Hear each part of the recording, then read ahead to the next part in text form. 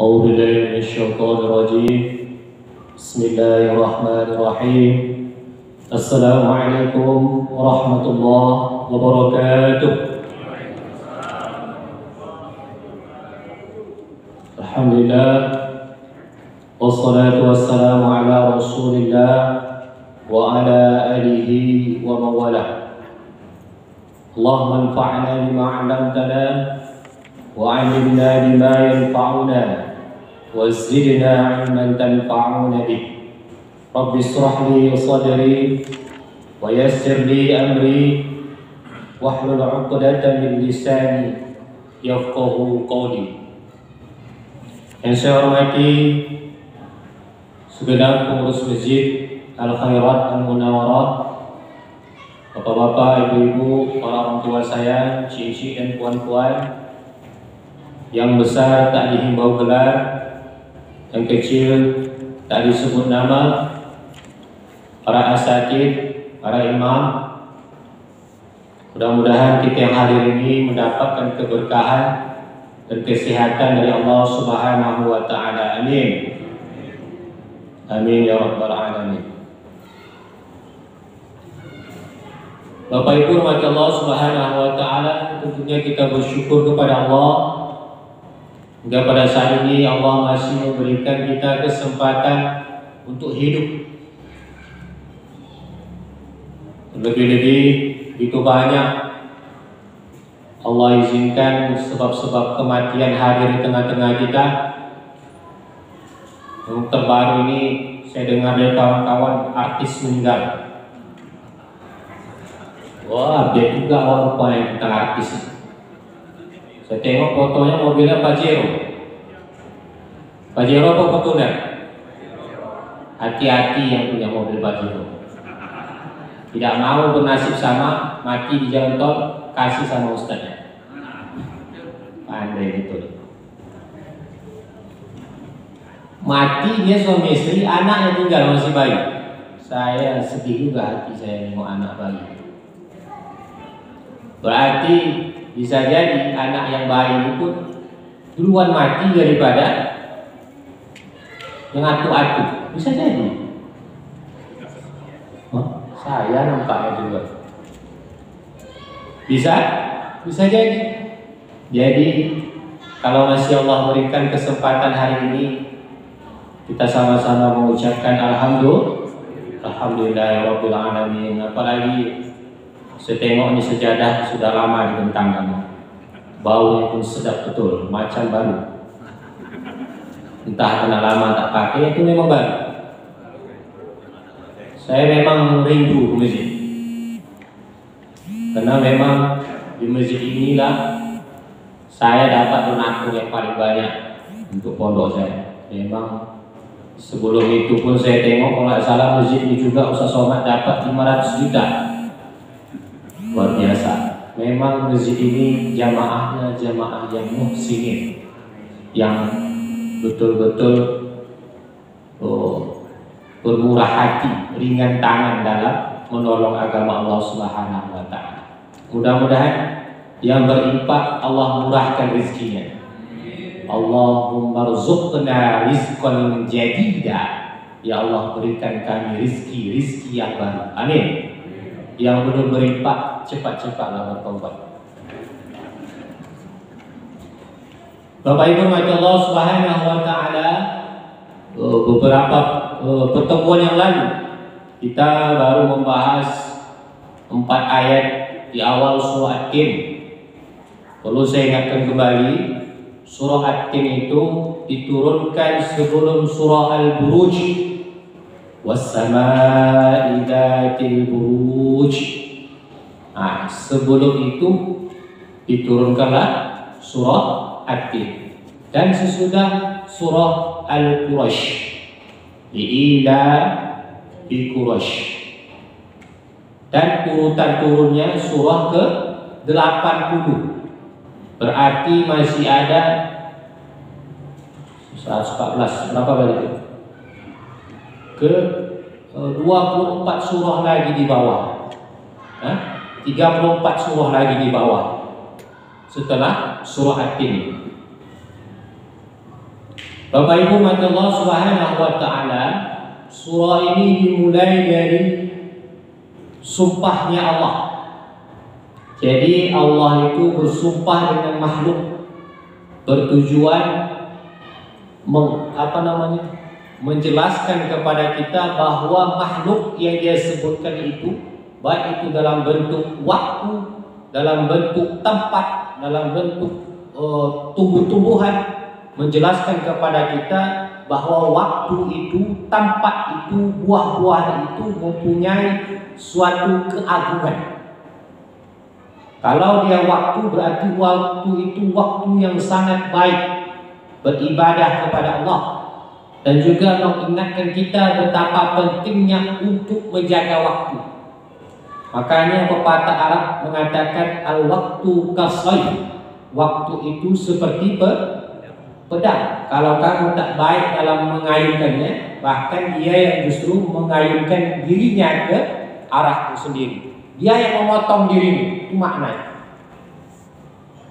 Sebagaimana Allah katakan wadduha wal asri wal fajr wal laili, begitu banyak waktu yang Allah ingatkan kepada kita.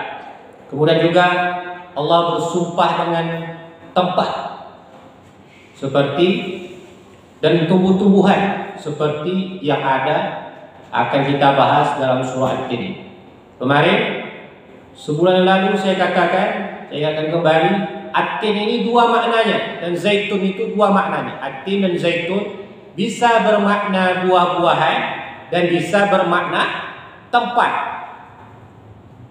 Itu yang dinukil oleh Quraisyha dalam tafsirnya Al-Misbah.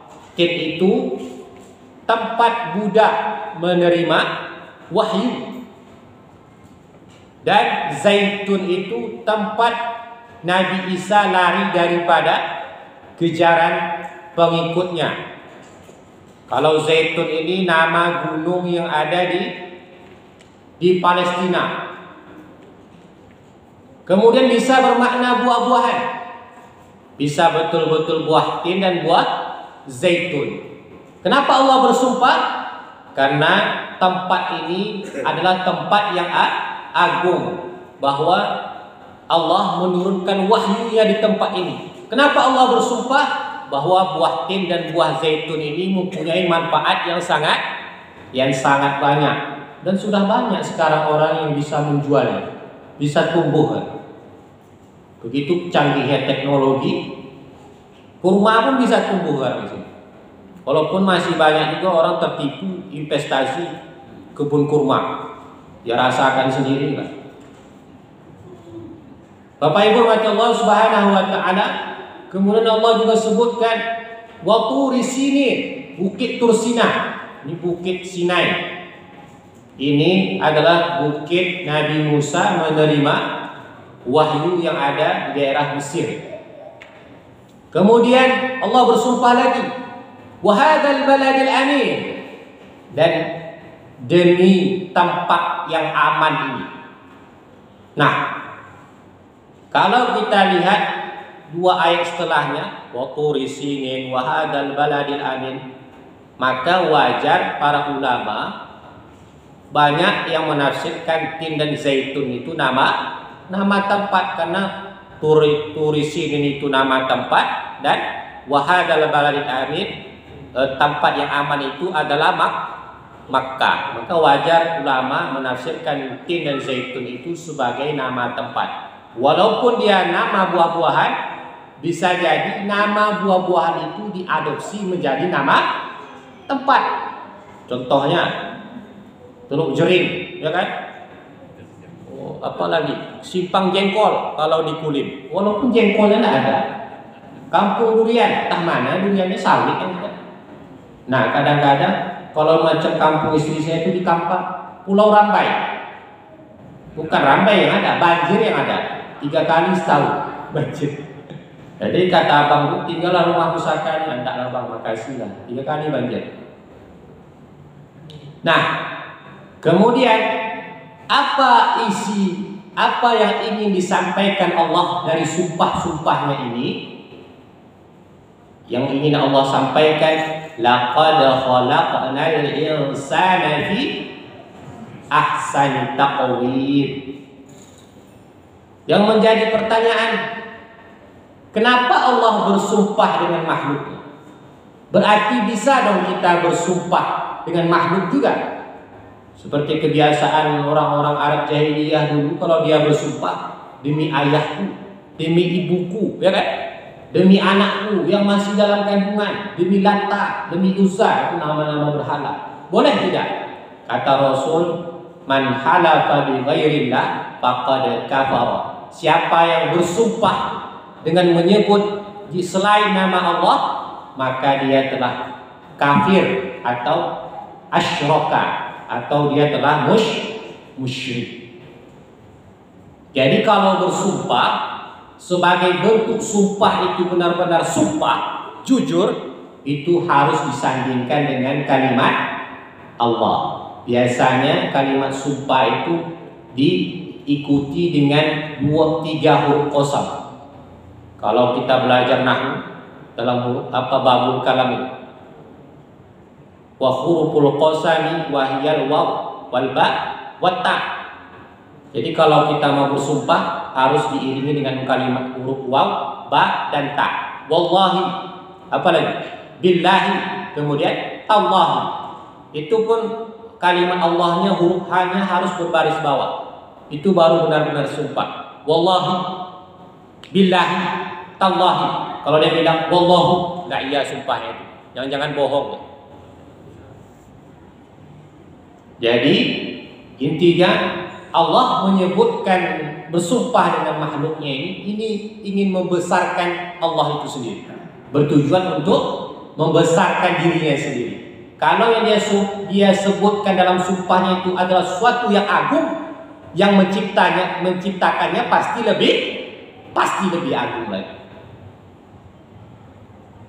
Baik, laqad khalaqnal insana fi ahsani taqwim. Dan sungguh-sungguh kami telah menciptakan manusia itu taqwim, dalam keadaan sebaik-baiknya. Jadi dari sumpah-sumpah yang Allah sebutkan itu, Allah ingin menyampaikan kepada kita bahwa kita ini, manusia ini diciptakan dengan sebaik-baiknya. Allah mulai dengan 2 kalimat taukid, lam dan juga qad, menandakan Allah ini ingin memastikan kepada kita sungguh-sungguh. Kalau ada yang ragu dengan apa yang dia punya, yang ada dalam fisiknya pada saat ini, maka Allah jawab sungguh-sungguh, jangan ragu lagi dengan apa yang kamu punya, fisikmu yang ada pada saat ini. Alah, fisikku ini tidak sempurna kok Pak Ustaz. Pinggang dah mulai susah mau ruku, gigi dah mulai palsu Pak Ustaz. Kemudian mata dah mulai ragu. Yang tahu yang terbaik itu siapa? Allah. Asa an tuhibbu syai'an wa huwa syarrun lakum, wa asa an tukrahu syai'an wa huwa khairun lakum. Kalau kadang-kadang kamu menyukai sesuatu, ternyata itu yang buruk untukmu. Wa asa an, apa tadi yang awal, membenci. Dan kadang-kadang kamu menyukai sesuatu, itu yang buruk untukmu. Dan terkadang kamu benci sesuatu, ternyata itu yang baik untukmu. Karena Allah yang lebih mengetahui apa yang terbaik untuk ciptaan. Makanya Allah awali dengan laqad, sungguh. Apa yang ingin Allah sampaikan pesan dari kalimat laqad ini? Bahwa Allah ingin meminta pertanggungjawaban dari kita. Setelah Allah berikan fisik yang sempurna, menurut Allah, apa pertanggungjawaban kita atas fisik yang sempurna yang Allah berikan kepada kita? Kemudian kalimat khalaqnal, kami telah menciptakan. Jadi dalam kalimat khalaqa ini Allah sandingkan kalimat na, yakni kata ganti kami. Apa maknanya? Bahwa ketika Allah menciptakan manusia, kalimat kami di situ bermakna mengagungkan dirinya. Jadi kalau ada orang ingin membesarkan dirinya, dia mengganti namanya itu dengan kata ganti kami. Atau bisa bermakna kami di sini memang banyak yang ikut campur. Bahwa ketika Allah menciptakan manusia, itu Allah menyertakan makhluk yang lainnya, yakni malaikat. Apa fungsi malaikat? Yakni meniupkan ruh. Kemudian memang ada campur tangan orang tua untuk dilahirkannya seorang manusia. Makanya dalam campur tangan orang tua ini perlu ilmu yang sangat baik supaya benar-benar tercapai khalaqnal insana fi ahsani taqwim. Makanya maaf cakap, ketika berhubungan laki-laki dan perempuan itu harus disertai doa. Allahumma jannibna minasyaitan wa jannibna ma razaqtana. Doa ini juga harus perlu diresapi bagi si pembaca. Jangan dia meminta kepada Allah dijauhkan diri dari setan, tapi dia sendiri menggebu-gebu seperti setan.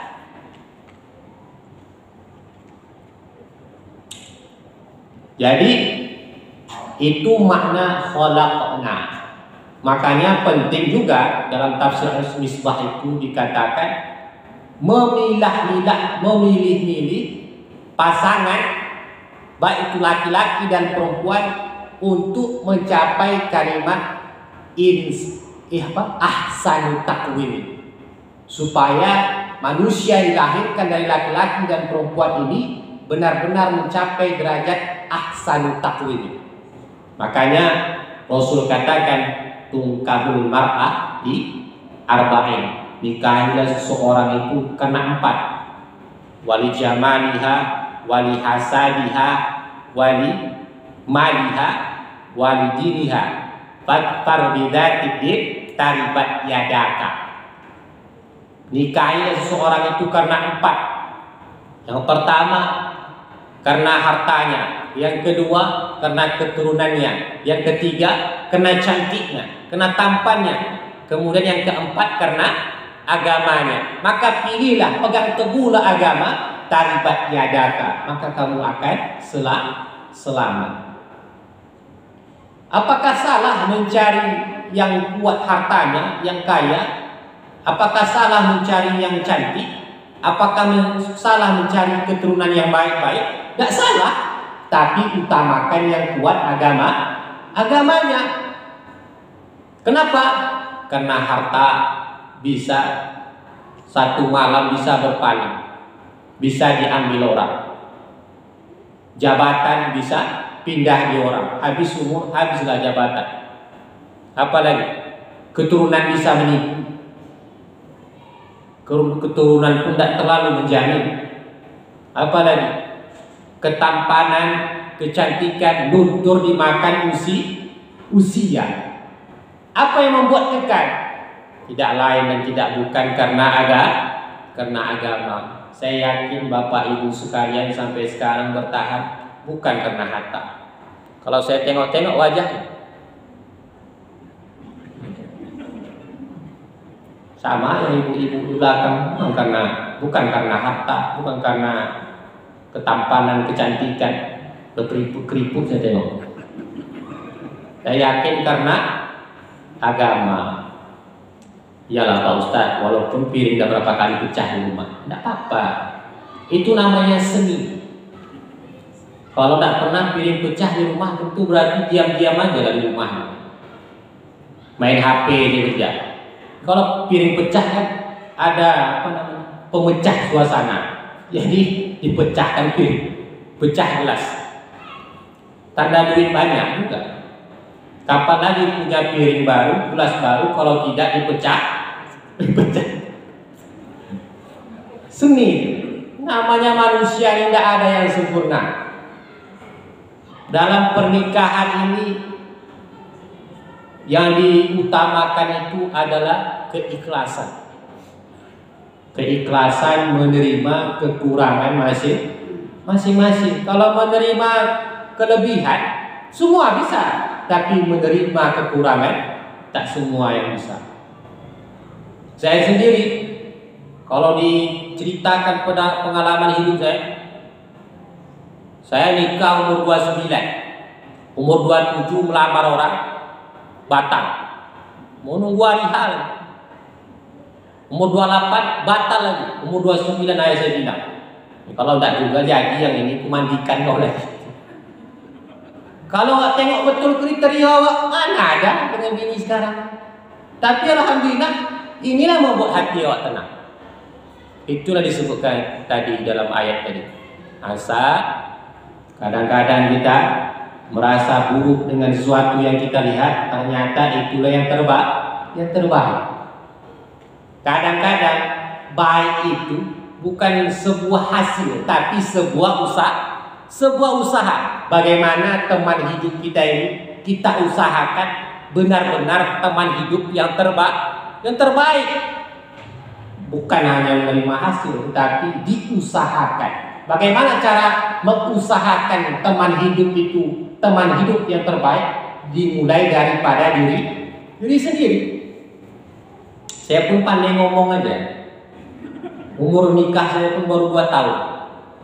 Doakanlah sampai akhir hayat tidak. Begitu juga dengan ibu-ibu. Amin. Amin ya rabbal alamin. Karena kawan-kawan dah mulai bercanda-bercanda. Kau udah buka pondok? Iya. Tapi belum kupanggil kau kiai. Kenapa? Bini kau baru 1. Oh, itu pula rupanya kriteria kiai ini. Bininya 2. Nah, makanya Rasulullah mengatakan, pilihlah pasangan yang kuat agamanya. Kenapa demikian? Karena nanti agama itu yang dia gunakan. Dia tahu mana kewajibannya sebagai seorang suami atau sebagai seorang istri. Dia tahu kewajiban haknya sebagai suami ataupun sebagai istri. Kemudian agama itu pula yang dia jadikan bekal untuk mendidik anaknya. Bukankah Rasul mengatakan kepada kita, muru auladakum bis-shalah wa hum abna'i sab'a sinin. Perintahkan anakmu untuk mengerjakan sholat ketika umurnya 7 tahun. Yang awak suruh didik ini siapa? Yang tidak pernah sholat. Yang awak suruh didik ini siapa? Yang tidak tahu rukun sholat, yang tidak tahu syarat sah sholat. Siapa ini? Suami atau istri? Saya pernah pengalaman tinggal di masjid. Jadi masjid itu saya buat TPA di Rumbai. Nama masjidnya tidak boleh sebut. Jadi macam mana orang tuanya ngantar ke pintu masjid, habis itu orang tuanya balik ngaji ini kan antara maghrib isya.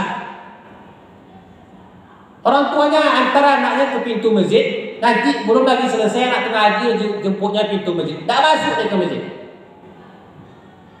Jadi anaknya pun centang perenang dalam masjid. Bawa marah ayahnya. Sementara anak ini tahap perangai di masjid, orang tua tidak tahu membuat perangai. Coba kalau anak yang ngaji di masjid ini, emak ayahnya ikut, berani nggak ada anak? Tidak akan berani buat perangai. Karena ayah dan emaknya sebagai contoh. Pergilah kau sholat ke masjid sana. Ayah, kau aja lah. Kau kan ngaji. Ayah berarti tak ngaji. Macam mana nak ngaji? Sholat enggak? Nah, itulah pentingnya agama dalam memilih pasangan. Seorang anak bisa dididik umur 7 tahun untuk melaksanakan sholat, kena ada contoh dari mak dan ayah. Maknya pandai mengajarkan dia tentang wudhu, karena wudhu itulah syarat sah sholat. Emaknya pandai mencontohkan dia tentang menutup aurat, karena emaknya juga menutup aurat. Karena menutup aurat itu syarat sah sholat. Nah, ketika anak umur 7 tahun sudah terbiasa diajarkan dan dicontohkan tentang sholat, sampai besar dia terbawa-bawalah didikan kita. Ketika jadi dokter yang sholat, tak mudah lagi dia memponis-ponis orang. Ketika jadi karyawan yang sholat, kalau ada tempat pekerjaan yang tidak bolehkan dia sholat, dia keluar. Kalau ada pekerjaan yang menyuruh dia buka aurat, dia keluar. Karena banyak lagi tempat kerjaan yang lain. Ketika dia jadi karyawan, dia sholat, dia tahu tupoksi dia dalam pekerjaan. Walaupun dia berjanji kontrak kerjanya dengan bos, kontrak kerja itu juga nanti akan dipertanggungjawabkan kepada Allah Subhanahu wa Ta'ala.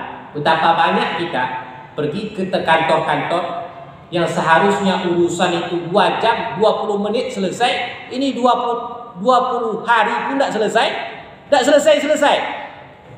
Ditanya, lama lagi Pak? Lama lagi Pak. Awak tengok komputernya, rupanya main game.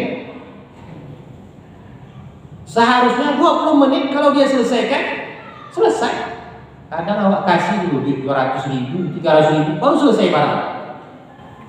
Itulah bentuk karyawan, pegawai yang tidak sholat. Apalagi kalau kita berbicara tentang korupsi, kolusi, nepotisme, dan hal-hal sebagainya. Nah, itu pentingnya memilih pasangan yang tahu agama. Nah, itu yang akan bisa mencapai seperti yang Allah katakan, laqad khalaqnal insana fi ahsani taqwim. Baik Bapak Ibu, dirahmati Allah Subhanahu wa Ta'ala. Kemudian kalimat ahsan ini isim tafdil, yakni sangat terbaik. Seperti Allah katakan dalam surah Tabarak, surah Al-Mulk, alladzi khalaqal mauta wal hayata liyabluwakum ayyukum ahsanu amala. Dia yang menjadikan mati dan hidup untuk menguji kamu. Liyabluwakum ayyukum ahsanu amala, untuk menseleksi siapa di antara kamu yang paling baik amalnya. Jadi makna ahsan di sini adalah makna terbaik. Kemudian takwim itu asal katanya qawama. Kata qawama inilah yang menjadi dipakainya Al-Quran ketika memerintahkan sholat.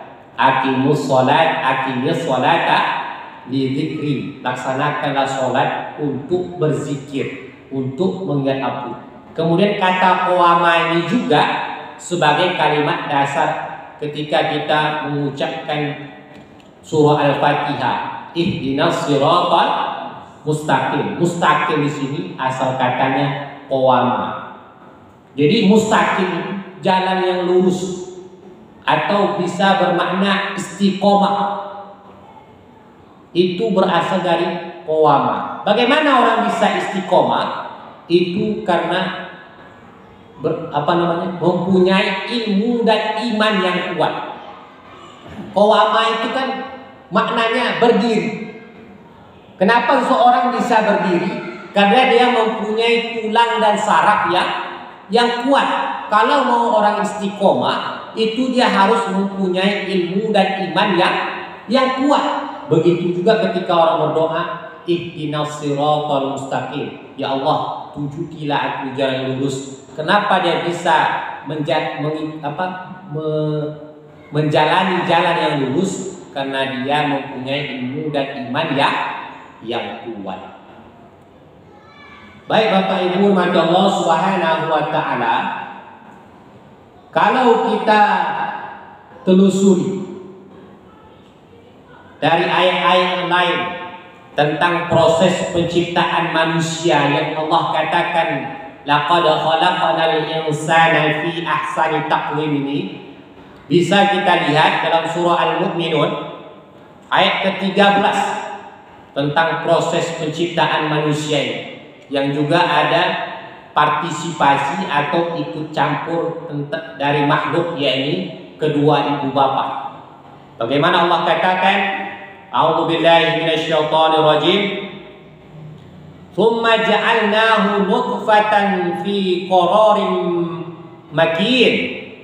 Oh, dari ayat sebelumnya dulu. "Wa laqad khalaqnal insana min sulalatin min tin." Dan sungguh kami jadikan manusia dari saripati tanah. Sulalatin min tin, saripati tanah. Tsumma ja'alnahu nutfatan. Kemudian darinya kami jadikan nutfah. Maaf, segumpal mani. Fi qararin makin, di dalam rahim yang kokoh. Tsumma khalaqna nutfata 'alaqah. Kemudian dari segumpal mani itu kami jadikan 'alaqah, segumpal darah. Fa khalaqna al-'alaqata mudghah. Kemudian kami jadikan segumpal darah itu segumpal daging. Fa khalaqnal mudghata 'idhama. Kemudian kami bungkus daging itu 'idhama, dengan tulang belulang. Fa kasawna 'idhama lahma. Kemudian kami bungkus daging itu dengan tulang belulang. Tsumma ansha'nahu khalqan akhar. Kemudian kami jadikan dengan ciptaan yang baru. Fatabarakallahu ahsanul khaliqin. Maka maha suci Allah, ahsanul khaliqin, sebaik-baik pencipta. Nah, bentuk sempurna penciptaan Allah ini, kesempurnaan itu berawal dari prosesnya. Begitu kuasanya Allah menjadikan dari saripati tanah yang kita makan itu, walaupun yang kita makan itu binatang, tidak langsung sayur-sayuran. Binatang itu makan apa? Sayuran. Semuanya berasal dari saripati tanah. Saripati tanah itu kemudian kita makan, kemudian menjadi segumpal mani, kemudian terjadi pembuahan, kemudian dia menjadi segumpal darah. Segumpal darah itu kemudian menjadi segumpal daging, kemudian dibungkus dengan tulang belulang, kemudian jadilah dia ciptaan yang baru. Udah waktu? Belum? 2 menit? Wah. Nah, di dalam hadis dikatakan, inna ahadukum yajma'u fi batni ummihi arba'ina yawman. Sesungguhnya setiap kalian dikumpul di dalam perut ibunya arba'ina yawman, 40 hari. Nutfah, dalam 40 hari itu dia masih berbentuk segumpal mani. Kemudian summa yakunu alaqatan mithla dzalik. Kemudian setelah 40 hari dia menjadi segumpal darah. Kemudian 40 hari setelahnya summa yakunu mudghatan mithla dzalik. Kemudian setelah 40 hari dia menjadi segumpal daging. Kemudian fayunfakhu fihi ruh. Kemudian setelah itu Allah tiupkan ruh. Berarti kelipatan 40 hari terus.